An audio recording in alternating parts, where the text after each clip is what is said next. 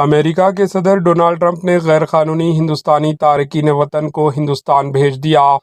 امریکہ میں مقیم غیر قانونی ہندوستانی تارکین وطن کو لے کر پہلی پرواز نئی دہلی روانہ ہو گئی۔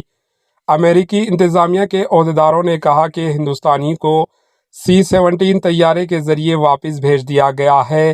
واضح ہے کہ ڈونلڈ ٹرمپ نے اپنے الیکشن مہم کے دوران امریکہ میں غیر قانونی طور پر مقیم تارکین وطن کے خلاف ایک بڑی مہم شروع کرنے کی بات کی تھی۔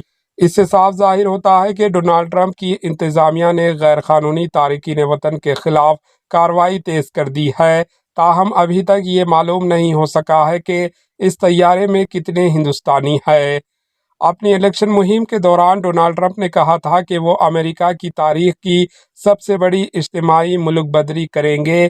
ڈونلڈ ٹرمپ انتظامیہ نے ابتدائی طور پر 15 لاکھ لوگوں کی لسٹ تیار کی ہے اور ان میں سے 18,000 ہندوستانی انڈینز ہیں۔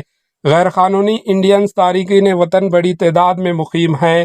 ایک اندازے کے مطابق امریکہ میں تقریباً 7,25,000 غیر قانونی انڈینز ہندوستانی تارکین وطن مقیم ہیں، اور یہ حیران کن ہے کہ یہ میکسیکو اور کے بعد غیر قانونی تارکین وطن کی تیسری بڑی آبادی ہے۔ گزشتہ ماہ ہندوستان انڈیا نے کہا تھا کہ وہ امریکا میں غیر قانونی طور پر مقیم ہندوستانی انڈینز شہریوں سٹیزنز کی واپسی کے لیے تیار ہے۔ وزیر خارجہ ایس جے شنکر نے کہا تھا کہ ہندوستان نے اس بات کی تحقیقات کر رہے ہیں کہ کن ہندوستانیوں کو امریکہ سے واپس بھیجا جا سکتا ہے، لیکن ابھی ان کی تعداد ظاہر نہیں کی جا سکتی۔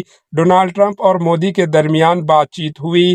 جنوری میں صدر ڈونلڈ ٹرمپ نے کہا کہ prime minister India Narendra Modi وہ کریں گے جو صحیح ہے، یہاں تک کہ جب بات امریکہ میں غیر قانونی طور پر رہنے والے ہندوستانی انڈینز تارکین وطن کو واپس لے جانے کی ہو۔ یہ بیان دونوں رہنماؤں لیڈرز کے درمیان فون کال کے بعد سامنے آیا ہے۔ فون پر بات چیت کے دوران دونوں رہنماؤں نے کئی امور پر تبادلہ خیال کیا۔ Bureau report, Asian news. Asian news کے یوٹیوب چینل کو سبسکرائب کریں اور بیل آئیکن کو دبانا نہ بھولیں تاکہ آپ کو ہر نئی آنے والی ویڈیو کا نوٹیفیکیشن بر وقت مل سکے۔